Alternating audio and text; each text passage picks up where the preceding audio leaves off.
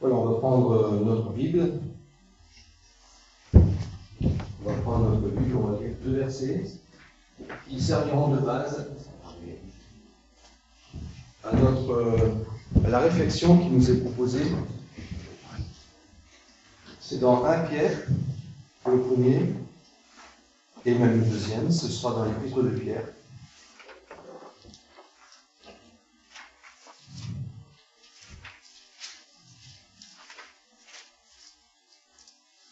Au chapitre 1er et verset 1er. Donc 1 Pierre 1.1. Voilà, on va le prendre avec notre logiciel du psaume.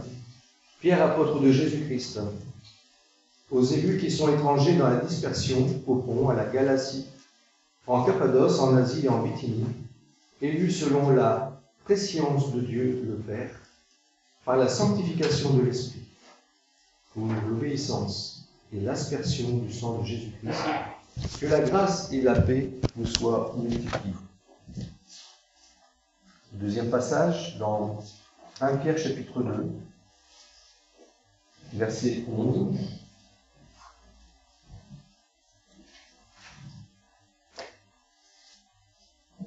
Donc, versets 11 et 12, on lit 2 versets. Bien-aimés, je vous exhorte en tant qu'étrangers et voyageurs à vous abstenir des désirs charnels qui font la guerre à l'âme.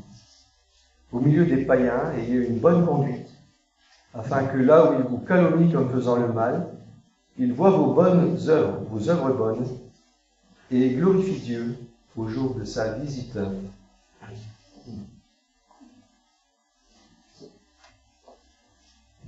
Les 2 extraits de la première lettre de Pierre que nous proposons pour la prédication de la journée du sel 2018 peuvent nous aider à comprendre le cadre global que la Bible nous offre pour faire le bien et bien le faire dans le monde tel qu'il est, c'est-à-dire marqué par le mal et le refus de Dieu, mais aussi par la détresse, la souffrance et la pauvreté.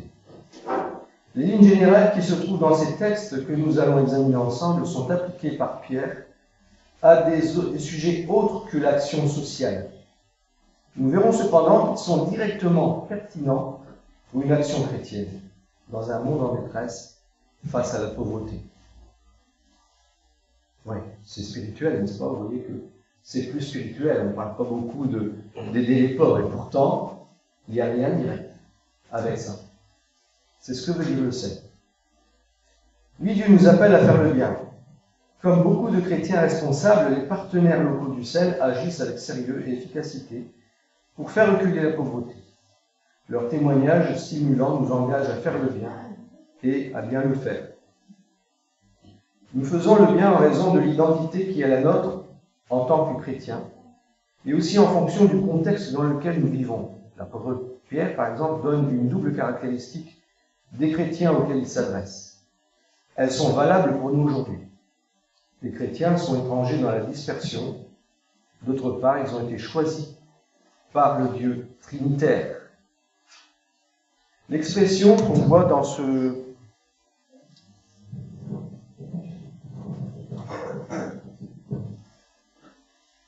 chapitre 1er, donc, dans le chapitre 1er, étranger dans la dispersion, doit probablement se comprendre de façon surtout métaphorique, c'est-à-dire une image. Chaque chrétien est étranger, exilé, voyageur sur la terre. Même s'il habite dans un pays dont il est citoyen. En présentant ainsi les destinataires de sa lettre, Pierre met leur situation en lien avec plusieurs épisodes de l'Ancien Testament. Par exemple, rappelez-vous d'Abraham, le père des croyants. Il avait confessé devant les Hittites, ce peuple qui était les habitants du pays. Il leur a dit « Je suis un immigré et un résident temporaire chez vous ». Dans Genèse chapitre 23, verset 4. Il vivait pourtant dans la terre promise. Promise par qui? Par Dieu. À qui? À Abraham. Qu'est-ce qu'il a dit à Abraham, si on se souvient? Je ferai de ta descendance une grande nation. hein, comme les étoiles du ciel, comme le sable de la mer. Et ce pays, eh bien, il lui a été promis à lui et à sa descendance. Donc, ces promesses ont été rappelées, je vous ouvre une parenthèse, à Abraham, Isaac et Jacob. De la même manière, les chrétiens qui ont reçu la promesse de l'héritage du monde et de la terre, eh bien, c'est une réalité aussi pour nous. Dans Romains, au chapitre 4, verset 13, l'apôtre Paul le dit, Jésus dans Matthieu chapitre 5, verset 5, dans le sermon sur la montagne, hein, ceux qui hériteront la terre. Hein. Donc, il y a l'idée d'une bénédiction aussi matérielle. Mais dans ce contexte, on va voir, et le Seigneur nous le rappelle ce matin, c'est que c'est pas éternel. Voilà. Notre patrie, comme dit Jésus à ce gouverneur romain, à Pilate, mon royaume n'est pas de ce monde, ma patrie n'est pas de ce monde. Ok? Dans la période où Israël est sorti d'Égypte et séjournait dans le désert, on a un autre exemple. Il était encore en attente d'une terre où il soit chez lui. Les chrétiens sont voyageurs en route vers leur patrie céleste. On voyage ici sur terre. Ok? Et même quand Paul parle de son corps, il parle d'une tente. D'une tente. Ça veut dire que c'est pas l'édifice, c'est pas l'endroit où il va résider éternellement. C'est un corps, c'est un endroit de passage qui, on sait, retournera à la poussière. Lors de l'exil à Babylone, le peuple de Dieu se retrouve loin de son pays et mêlé à un peuple païen. Bah oui, le roi Nebuchadnezzar avait envoyé à la dispersion par l'action de Dieu, c'est Dieu qui l'a voulu, bien sûr, à cause du péché d'Israël. Eh bien, ces Juifs se sont retrouvés dispersés à Babylone. Et les chrétiens sont en exil aussi parmi les gens des nations. Et on le lit dans ce verset du chapitre 1, verset 1, hein, aux élus qui sont étrangers dans la dispersion. Les chrétiens sont en exil parmi les gens des nations, au milieu desquels ils doivent avoir une belle conduite. Les chrétiens sont aussi choisis, nous dit le verset. Dans ma version, j'ai élu, mais c'est la même chose. Dieu a choisi. Ça veut dire quoi? Ça veut dire que quand on a donné notre vie au Seigneur, eh bien, il nous a donné un but. Il nous choisit pour un objectif. Parce qu'il nous a rendus capables de cet objectif-là. Dieu a un plan pour chacune de nos vies. Et à cause de ce plan qu'il a, et on verra que ce plan n'est pas centré sur nous-mêmes, attention. C'est pas parce que je vais suivre le plan que je vais pouvoir trouver ma glorification. Loin de là. Hein? Bon, on verra plus loin. Mais les chrétiens sont aussi choisis, comme le Seigneur a choisi les apôtres. Le thème du choix de Dieu est rapporté aux trois personnes divines. Chapitre 1, versets 1 et 2. Pour le Père, c'est son projet, sa volonté qui sont mises en avant. Toujours. Quand on fait la volonté de Dieu, c'est toujours la volonté du Père. Jésus, tout ce qu'il fait, c'est la volonté du Père. Et le Saint-Esprit, tout ce qu'il fait, c'est la volonté du Père. Amen. On est d'accord là-dessus? C'est son projet, sa volonté qui sont mises en avant pour l'Esprit. Il est question de consécration ou de sanctification, lesquelles conduisent à faire le bien. Alors, on voit bien ici que s'il n'y a pas l'Esprit de Dieu, eh bien, on n'est pas capable d'être rendu capable de faire le bien. Pour le Fils, qui est nommé aussi dans ce passage, deux éléments sont mentionnés. L'obéissance et l'aspersion du sang. Sans son sang, on ne serait pas la seule. Okay? Si Jésus n'avait pas obéi au Père pour aller au calvaire, eh bien, on ne serait pas. On ne pourrait même pas vivre et avoir le Saint-Esprit. Si nous avons été choisis, c'est pour que nous obéissions à Dieu, que nous fassions le bien et que nous le fassions bien. Et recevions le pardon de nos péchés.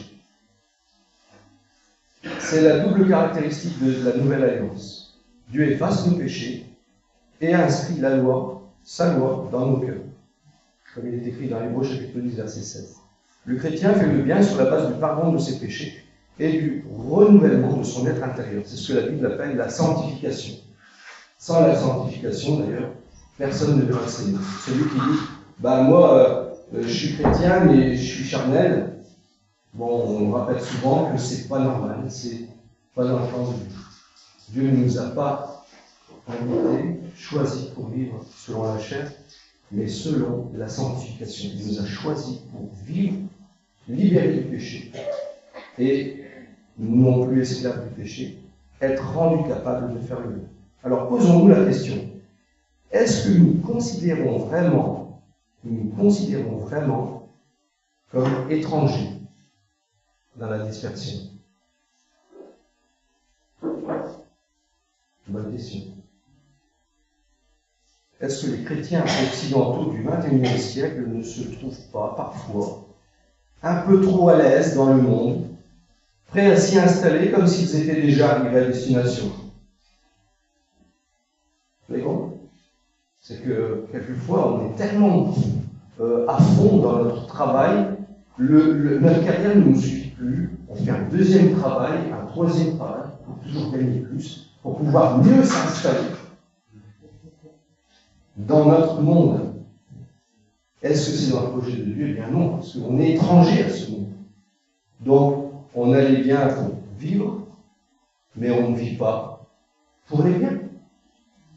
On ne vit pas pour notre carrière. Moi, je travaille, c'est pour me nourrir, pour nourrir ma famille. Mais je ne vis pas pour travailler.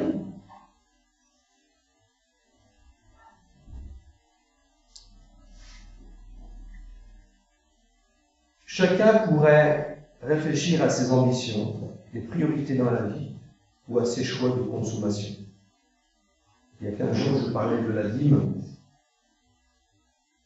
Je pense qu'un chrétien, au lieu de quelquefois acheter des futilités, des inutilités, devrait réfléchir à comment il donne au Seigneur. Parce que ça ne passe pas inaperçu de Dieu. Et de toute façon, comme je disais, on le paye. On le paye autrement. C'est-à-dire que ce qu'on n'a pas donné à Dieu, eh bien, on l'a déjà perdu. On a perdu une bénédiction. Ok?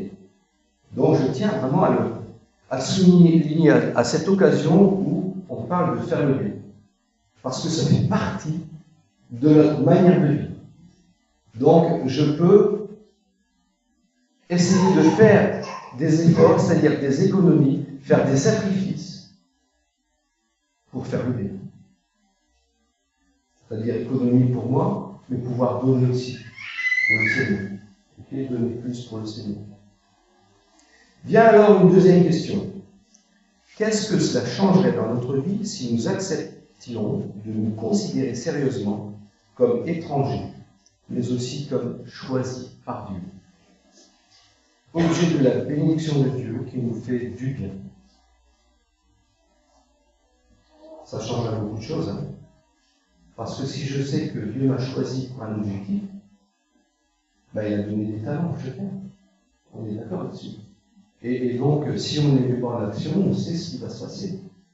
Un jour, le Seigneur nous rendra des comptes. Il dira, mais je t'ai donné 2 talents. Qu'est-ce que ça fait avec? Je t'ai donné 1 talent. Qu'est-ce que ça fait avec? Et un jour, le Seigneur nous le reproche.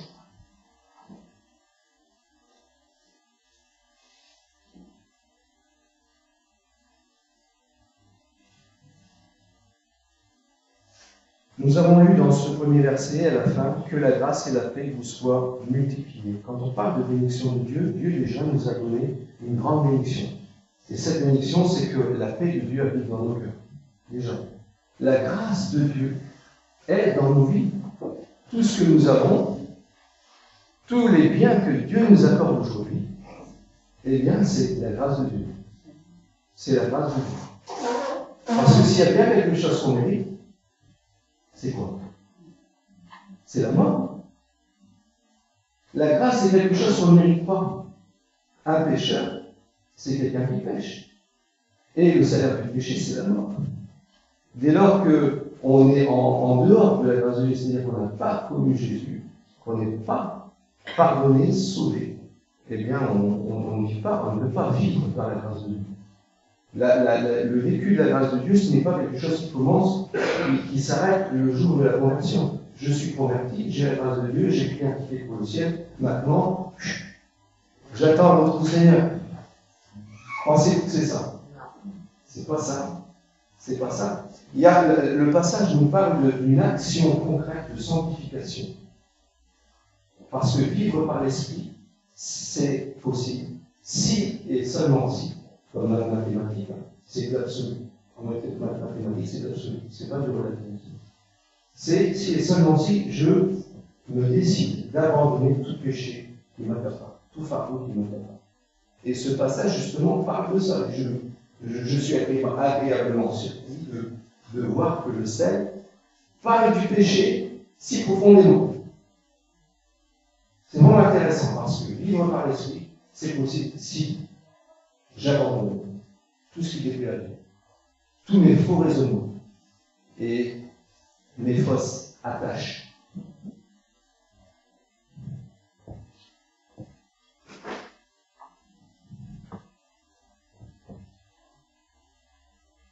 Rien ne conduit davantage vers le bien que le fait de se savoir choisi et béni par Dieu. Sauvé gratuitement et de se considérer comme étranger dans le monde. C'est ainsi que nous pourrons nous centrer sur Dieu et nous ouvrir aux besoins de notre prochain. Précisément parce que nous savons que Dieu nous a choisis et que nous sommes étrangers sur la terre, nous n'allons pas nous accrocher à une bien matérielle, notre identité. Notre identité, c'est Dieu qui nous la donne. Et un étranger de passage ne s'encombre pas de tout ce que celui qui s'installe cherche à acquérir. Nous serons libres pour faire le bien, y compris face à ceux qui sont dans le besoin.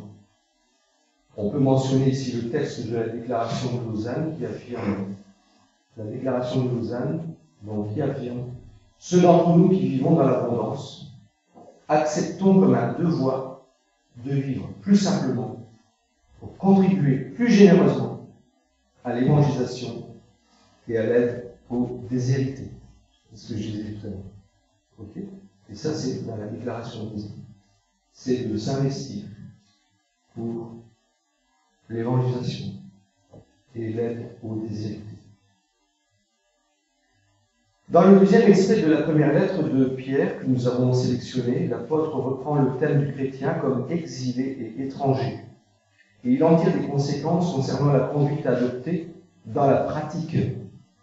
Il développera plusieurs exemples dans les sections suivantes, notamment dans le chapitre 2, verset 12, chapitre 3, verset 17. Plusieurs fois, l'apôtre parle de faire le bien, ou des expressions équivalentes qui reviennent à plusieurs reprises dans les chapitres 2, versets 14, 15, 20, et au chapitre 3, versets 6, 11, 13, 16. Donc il y a quand même pas mal de versets qui en parlent. On aurait pu passer beaucoup de temps là-dessus. Au verset 11 et 12 qu'on a lu, s'abstenir du mal. Pierre exhorte à s'abstenir des désirs de la chair qui font la guerre à l'âme. Donc chapitre 2, versets 11 et 12. C'est ça. Il y a une face négative dans l'appel à faire le bien. Il ne faut pas donner un sens restrictif au terme désir de la chair, comme dans le langage courant où l'expression évoque le domaine sexuel. Les convoitises charnelles sont les désirs qui surgissent de l'homme total dans sa faiblesse présente, avec sa volonté d'autonomie et son illusion d'être maître de son propre bonheur. On a compris ça. Les convoitises charnelles, ce n'est pas que dans le domaine sexuel, c'est tout ce qui fait partie de la chair. Okay, les désirs de la chair. Comme le désir de s'enrichir, par exemple. On a souvent évoqué cette réalité. Ce sont de tels désirs de la chair qui poussaient le peuple d'Israël à offrir à l'Éternel un jeûne sans valeur. Dans Ésaïe 58, qu'on a fait d'ailleurs il y a quelques années, je crois il y a 4 ans avec le sel, on a étudié Ésaïe 58 pour ceux qui se rappellent. Eh bien, dans ce passage, il était question de se livrer à ses penchants. Pendant qu'ils faisaient le jeûne, en fait, le peuple d'Israël jeûnait donc et ils se livraient à leurs penchants. Ils agissaient mal. Et la Bible dit quoi à ce sujet? Eh bien, il ne s'est pas écrit ici, mais ils battaient brutalement du poing. Ils exploitaient des esclaves. Donc des choses que Dieu n'avait pas du tout voulu et qui étaient pratiquées, donc des choses qui étaient vraiment contraires à la loi. Ils traitaient durement leurs ouvriers. Ce sont de tels désirs de la chair qui bâtissent une société de consommation qui se fait au moins en partie sur la souffrance et l'exploitation de populations pauvres. Vous remarquez aujourd'hui qu'on utilise de plus en plus ce qu'on appelle la mondialisation, pour faire travailler les gens qui sont au bout du monde et qui sont exploités finalement. Ils vont travailler 12 heures, voire plus, pour quelques centimes, pour très peu d'argent. Et qui est-ce qui en profite le plus? Eh bien, c'est nous en Occident, c'est nos pays modernes. Dans Apocalypse chapitre 18, versets 11 et 13 à 13, eh bien, on a une description qui parle de cette société de consommation et il se termine par les mentions effrayantes que dans ces biens de consommation, il y a aussi des corps et des âmes d'hommes. Vous avez déjà lu ça dans l'Apocalypse? En tout cas, je me souviens d'avoir lu de nouveau. Trafic de corps et d'âmes humaines. On parle ici peut-être trafic d'organes, trafic sexuel, trafic d'esclaves, de personnes qui sont sous-payées, dont on abusera par rapport à leur travail. Faire le bien, dans le verset 12, c'est l'exhortation à faire le bien. Elle est formulée en un mot qui signifie plus littéralement beau, c'est-à-dire une belle conduite, de belles œuvres. Donc, ça a ce sens de beauté. Faire le bien contient quelque chose de beau. C'est toute la Bible qui nous montre ce que faire le bien veut dire. On va commencer par les sections suivantes de la première lettre de Pierre. Jésus a résumé toute la loi dans les 12 commandements de l'amour de Dieu et du prochain. Pierre prend quelques nuances supplémentaires au verset 17 quand il dit « Honorez tout le monde, aimez vos frères, craignez Dieu, honorez le roi ». L'action sociale qui vise à répondre aux dysfonctionnements qui se produisent au sein d'une société et qui affectent ses composants les plus fragiles, notamment ceux qui vivent dans la pauvreté, est une manière de montrer que personne n'est exclu de l'appel à honorer tout le monde et fait partie des belles œuvres que nous sommes appelés à accomplir. La belle conduite à laquelle nous sommes appelés se fera parmi les nations, parmi les gens des nations. Les chrétiens sont placés au milieu du monde et c'est là qu'ils sont appelés à faire le bien. Il faut comprendre à la fois que le monde verra l'amour que les chrétiens auront les uns pour les autres, qu'ils seront les témoins du fait que l'Évangile est au milieu de la société, un modèle de société différent, mais aussi que ce bien débordera des limites de l'Église et bénéficiera à des gens des nations. Le but de faire le bien, c'est pas de faire le bien seulement à ceux qui nous sont là, dans l'Église, qui sont dans le besoin, mais aussi à regarder plus loin, c'est-à-dire dans les nations. Et on verra plus loin pourquoi. Parce que notre témoignage, on l'a évoqué tout à l'heure, sera vu sur ce qu'on dit, bien entendu, mais aussi sur ce qu'on fait. Ou ce qu'on ne fait pas. Parce que si on ne fait pas, eh bien, ils pourront aussi réagir d'une manière négative. Les exemples qui suivent dans le développement de Pierre sont là pour le montrer. Ils appellent les serviteurs à faire le bien envers leur maître, non-croyants, les chrétiennes à faire de même envers leur mari non-chrétien. Vous voyez, même les femmes chrétiennes envers leur mari non-chrétien. Et les gagner avec leur comportement. Et tous à être prêts à rendre raison de l'espérance qui est en nous. Ça veut dire quoi? Ben, quand tu fais bien à quelqu'un qui ne mérite pas, par exemple, quand tu rends pas le mal pour nous, et que tu donnes à manger à quelqu'un qui t'a fait du mal quelques jours avant, qu'est-ce qui va se passer? Il va se poser des questions. Mais les questions qu'il va se poser, il va te les poser. Donc, est-ce que je suis prêt, est-ce que nous sommes prêts toujours à rendre compte de l'espérance qui est en nous? Voilà. Je le fais parce que j'aime le Seigneur qui reviendra bientôt.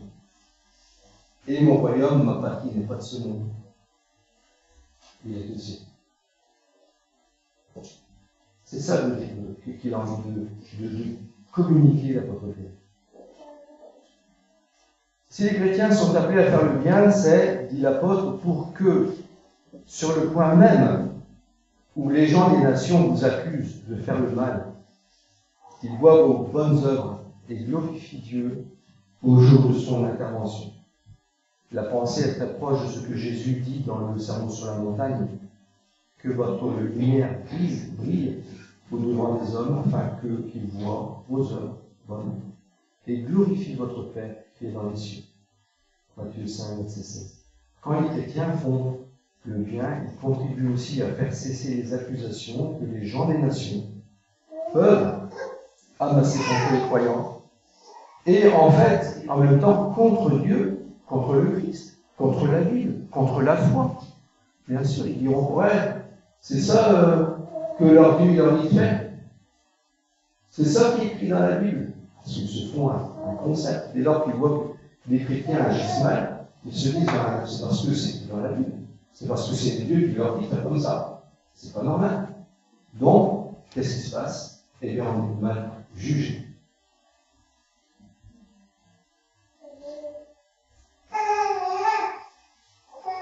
Dans le contexte qui est le nôtre, un souci authentique des pauvres peut être un témoignage puissant rendu au Dieu de la Bible, Dieu de justice et de compassion. Faire le bien dans une perspective biblique est quelque chose de centré sur Dieu, est motivé par le désir de le voir glorifié. Cela s'oppose bien sûr à une manière de faire le bien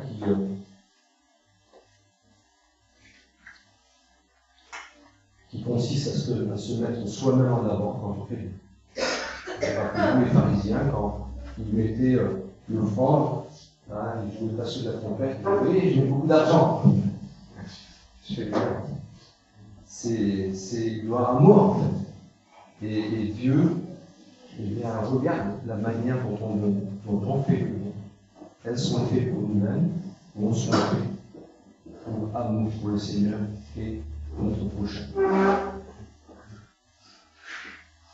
Mais cela nous éloigne aussi de pensées humanistes qui font de la philanthropie une valeur en elle-même, indépendamment de toute relation de l'être humain avec lui.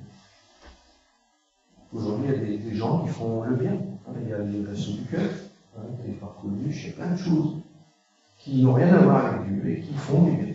Donc, c'est des sociétés, des associations philanthropiques. On ne parle pas non plus de ça. Il n'est pas précisé dans le texte de Pierre quel est le jour de l'intervention ou bien de la visite, entre guillemets, de Dieu.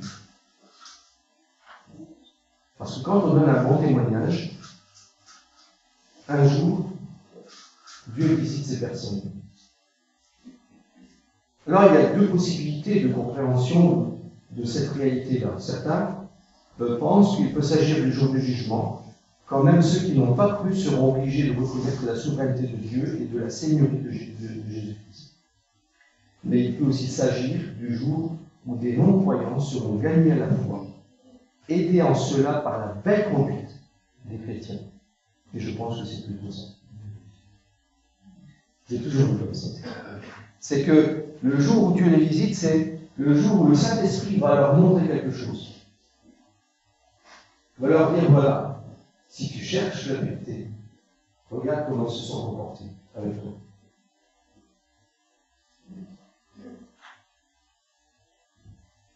Témoignage. Bonne conduite.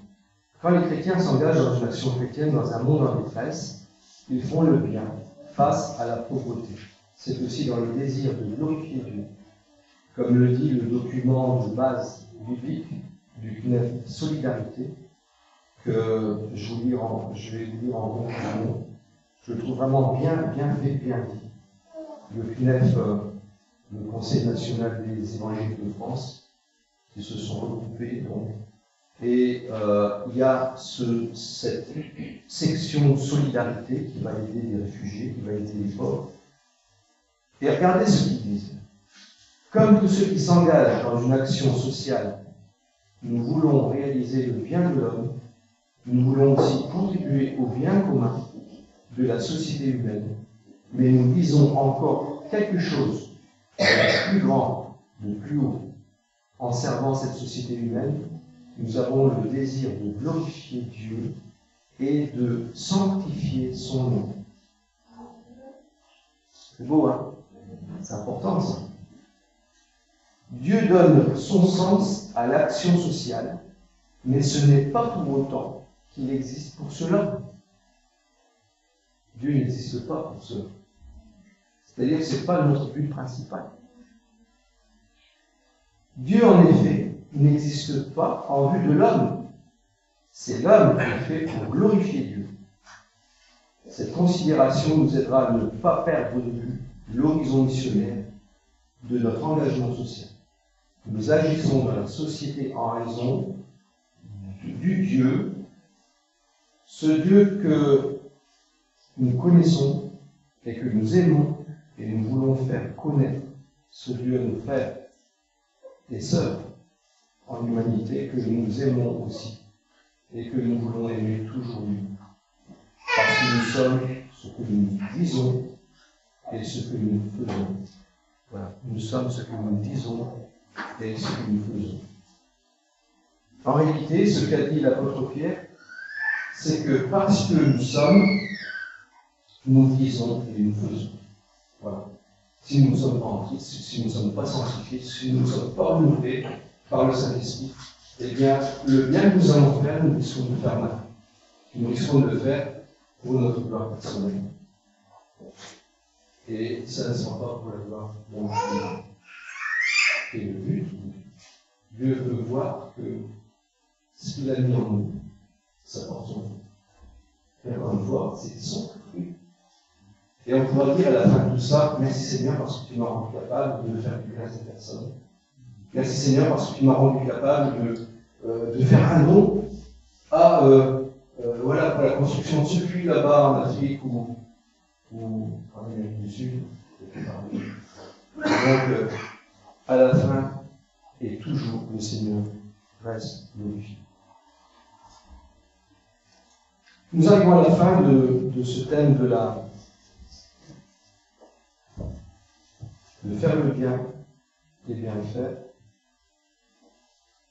Nous avons des sujets de prière, donc cette perspective, tout ce qui a été dit, devrait nous conduire à entourer tous nos efforts pour faire le bien de prière, c'est-à-dire de prier.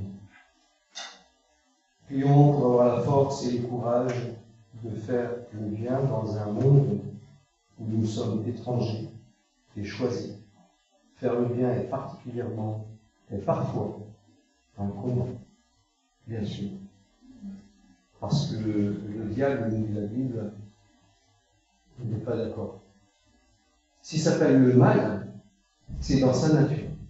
Il ne sait pas ce que c'est bien. Ça ne fait pas partie de son raisonnement. S'il pouvait nous couler tout de suite parce qu'on a ici, il le fait. S'il ne le fait pas, c'est parce que Dieu l'en empêche. Il y a le mal personnifié. Donc, à chaque fois que nous voulons faire quelque chose de bien, selon le plan de Dieu, eh bien, il y aura un combat. Pour que nos efforts pour faire le bien s'inscrivent dans ce que nous demandons dans les premières requêtes du Notre Père, qui dit que le nom de Dieu est sanctifié, que le règne de Dieu vienne, que sa volonté soit faite sur la terre comme au ciel.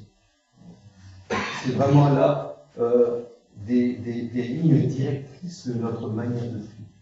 C'est que ces choses-là font partie de notre vie, de notre raisonnement, de notre manière de vivre. Et enfin, pour ceux au milieu desquels nous faisons le bien. Voilà. Dans ce monde. Pour glorifier Dieu au jour de son intervention. Pour que ces personnes puissent glorifier Dieu au jour de son intervention. Encore une fois, ça vient de Dieu. Mais il y a de notre part une part d'effort, une part d'action qui va permettre à Dieu de réaliser son œuvre, de toucher les âmes au travers de notre témoignage et du bien qui aurait été fait. Je termine avec ce passage de Thessaloniciens, au 5, verset 15. Nous avons peut-être à la fin, là, je ne sais pas si c'est celui-là, nous chantons le cantique proposé. Voilà. Mais cherchez toujours à faire le bien envers vous et avec tous. Amen.